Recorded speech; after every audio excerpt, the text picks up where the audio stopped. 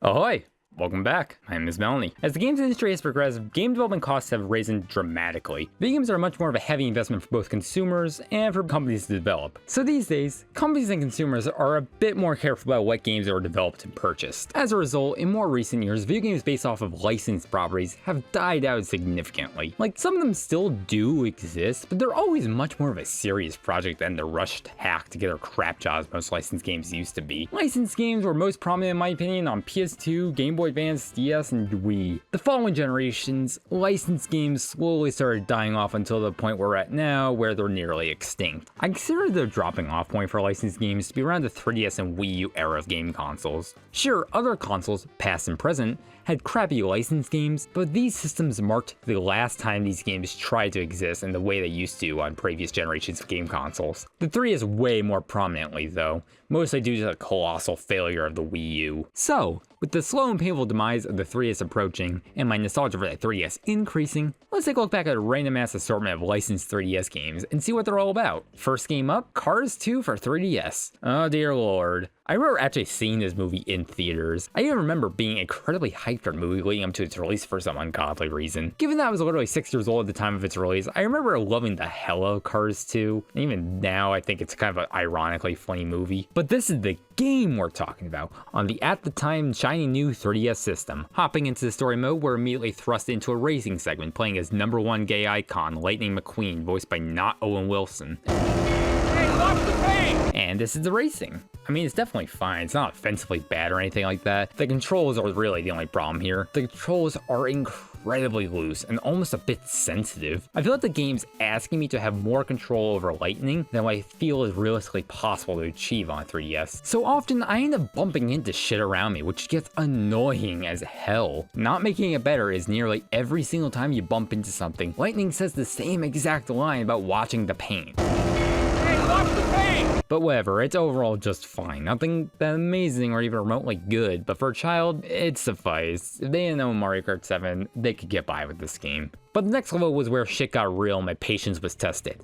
It's a stealth mission, playing as the spy car from the movie on some car base. Listen, it's already considered amongst most that the Cars 2 spy stuff was really random and kinda stupid, but in video game form, it's just annoying to play. It plays out like a typical stealth segment in a normal game, which is fine on its own, but when you're playing as a car from a racing game, the mechanics don't mesh well at all. Adding on to this, the cars on the spy base are supposed to be avoiding here range between blind as a bat and just stupidly aware. So oftentimes when I'm trying to pass by an enemy, it feels like a total crapshoot on whether or not I'll actually be noticed. The next level still has you on the spy base, but this time you're just trying to take pictures of whatever on the base. And this is where tedium makes a new friend. Boring. This game is tedious and annoying to deal with, but at the same time, it doesn't even feel totally challenging and overall comes off as just video game white noise at times. I stopped playing around here. The game was just tedious and boring and I lost interest here. Next game. Oh man, Garfield Kart for Nintendo 3DS. This is one of the most infamous and memed on games of all time. Personally, I'm more of a Garfield Go type of gal myself. Regardless, after all these years of memeing on this game to friends, a part of me was actually kind of interested in checking out this game. I don't know, while this was obviously never gonna live up to an actual kart racer like Mario Kart, I don't know, maybe this could have served as a cute little budget alternative. And then I sat down and played it. Oh dear lord. Yeah, this game was just as bad as people claimed, if not worse. Visually, the game looks like butt. I understand this was on 3DS, but games like Mario Kart 7 look leagues better than this on the same hardware. Textures are all sorts of blurry, models are chunky. Hell, there's some parts of the background that are genuinely untextured. Like, look at these trees. There's no texture to them. Not only does it look ugly, but it runs like complete ass. At most, this game is running at like, what, 20 frames per second? The game runs at such an abhorrently low frame rate,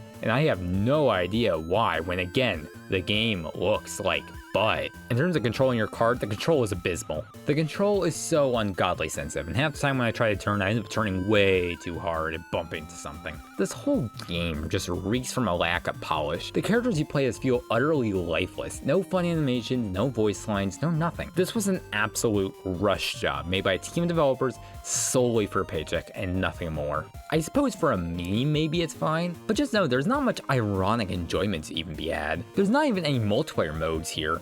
So it's not even like you can get a friend and just get through some races for the lulz. It's just bad, through and through. Hotel Transylvania. I had no idea there was a game for this movie, so I was a bit intrigued on trying it out. I was given some hope in the form of seeing who developed the game when starting it up, WayForward. They're most well known for their Shantae series, but they've also done some other very solid series of their own. My personal favorite being their puzzle platformer Mighty Switch Force, which is also a 3DS game. So I had some higher than usual hopes going into this game that this could have been decent. My first impressions were pretty solid too. Visually, I think it looked pretty nice. I like the 16-bit aesthetic. It's a bit similar to the style of Mighty Switch Force in my opinion, but that's not a bad thing given that I love this game. There's also weird art direction with the character art above the text boxes. It's not bad art design, but like, the art here looked absolutely nothing like the animation and character design in the movie. It just feels like fan art. And it's just a nitpick, but it feels really out of place, honestly. But whatever, we're playing as Mavis making her way to the hotel. A bit weird this game has us playing as Mavis when Drac was the main character of the movie, but she still is a major character. One thing weird to know is how you attack enemies in this game. We're playing as a vampire, and going off the movie, there's a lot to work with in terms of a moveset.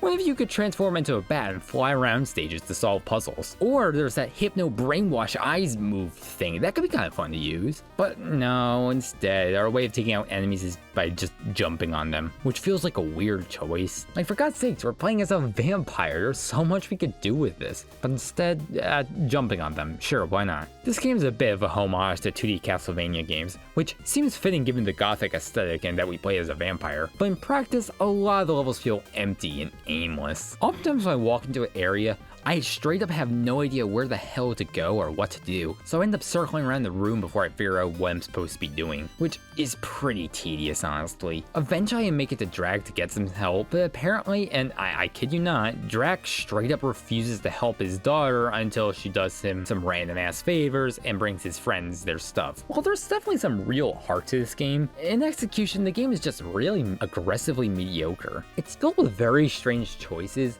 which makes me think that a publisher commissioned them to develop a game based off of Hotel Transylvania, and the team didn't know much about it other than it had to do with vampires. So under the strict time constraints, they tried to make a game in the same spirit as Castlevania, which kind of backfired, honestly. On the topic of WayForward, there's another licensed game in this stack that happened to also be developed by WayForward, Regular Show, Mordecai, Rigby, and 8-Bit Land. While I remember watching Hotel Transylvania as a kid, I was straight up a fan of Regular Show as a kid, and honestly I still am, to be frank. So I was very excited to give this game a shot, and I'm happy to say that this is the best game we've seen so far in this stack. Presentation-wise, it's excellent. On all fronts, it feels like WayForward genuinely was excited and interested in making a Regular Show game. There's no voice acting, unfortunately, but the cutscenes look exactly like the show. The sprites and gameplay itself are very reminiscent of the show, with plenty of callbacks to the show. Gameplay-wise, the game is pretty good. You can play as Mordecai or Rigby, and you can switch who you play as at the press of a button. And you're trying to get through linear puzzle platformer stages. Mordecai and Rigby both have different attributes that would make you want to play as one character over another, while also having stages and puzzles that require you to switch things up. There's a solid level of difficulty. It's not ungodly difficult or anything, but it does feel like there's a reasonably fair challenge to this game. The music is fantastic too.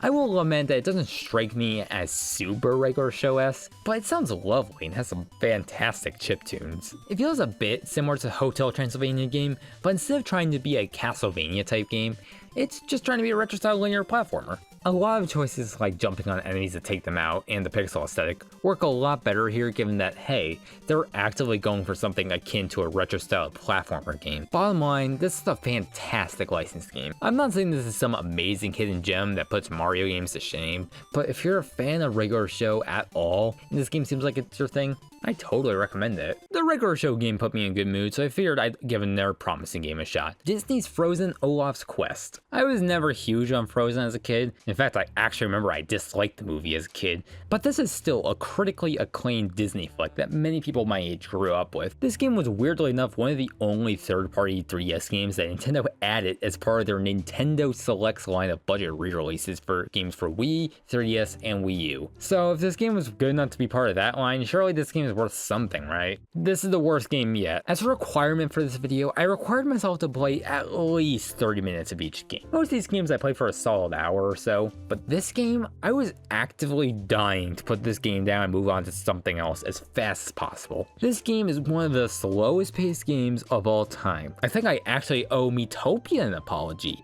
I claimed in that video that Miitopia is one of the most poorly paced games I've ever played, but this game was just so agonizingly slow paced. You walk so slowly through each level of the game, going through each painfully boring and easy as piss level, getting to the end and collecting everything in each stage. There's nothing interesting about this game. You walk slowly, have a jump and a double jump alongside a glide move. Each stage offers absolutely no challenge or interesting ideas at all. In the 30 minutes of gameplay I suffered through, there was absolutely nothing fun about this. At least Garfield Kart was fun in an ironic sense. This is just bland. I suppose it's meant to be this easy as it was made for little kids, but compare this game to New Super Mario Bros. 2 for 3DS. While this game is also easy, it actually challenges the player to think, to progress. This game, on the other hand, is the epitome of video game white noise. At one point we switched from a snow aesthetic to a summer aesthetic, and my god, I was about ready to jump for joy at this moment. I had completely forgotten what any sort of simulation felt like. There's also this character clothing customizer in this game that lets you dress up Olaf as whatever, and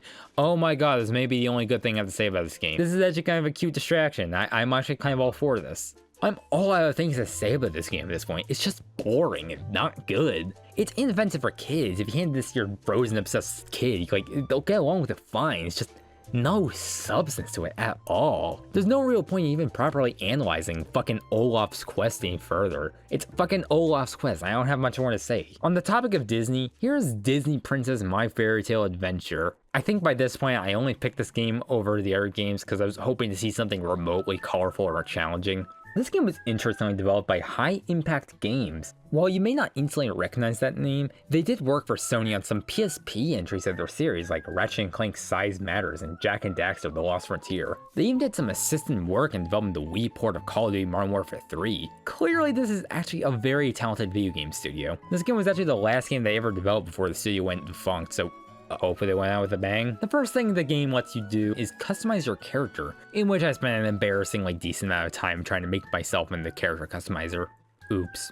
Once we get into the game, that's a rough frame rate. At all times, the game runs at like, 19 frames per second? This is one of those games where the game reads aloud practically all the text on screen, which I'm sure is due to the extremely young target demographics of this game, but my god, while getting footage for this game, that was kind of annoying to deal with. Not a slight against the game though, I do recognize this game was made for very young children, so reading aloud the text on screen was probably an okay decision. Just something to note. The first objective upon spawning in is to use your magic to take out some enemies around you, prompting you to use your magic wand and or twirl magic. Fun fact, all trans women have twirl magic in real life.